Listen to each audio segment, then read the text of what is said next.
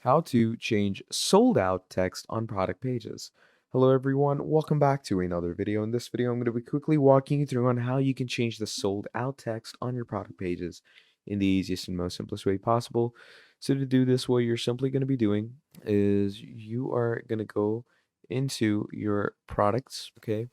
And whatever product is sold out, you're going to go on it. Now, as you can see, mine is sold out currently. It says 0 in stock, right? Now, I don't want that. So what I'm going to do is I'm going to scroll down here, okay, where it's going to give me all these things. So it says track quantity.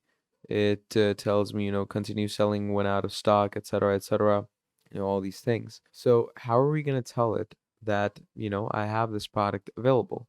So what you're going to do is, first of all, you're going to give it some random or whatever the SKU or barcode unit is. Now, once you add the SKU and barcode unit, what you are going to be doing is you're going to be giving it a set quantity as well.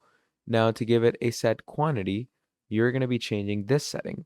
So this setting right here, this basically depends. You're going to make sure to track quantity, and if your product is legit, you're going to just add in the stock keeping unit and the barcode that it's tracking on. And once you do that, it's going to change these settings down here for you, okay? So even in the case that you want to, adjust something available. So let's say I'm going to add this, click on save. You can even do it customly like this. I would not recommend that because that would just be lying to the audience, but there you go. You now have this much in stock. So that's pretty much about it. Thank you for watching, and I'll see all of you next time. Goodbye.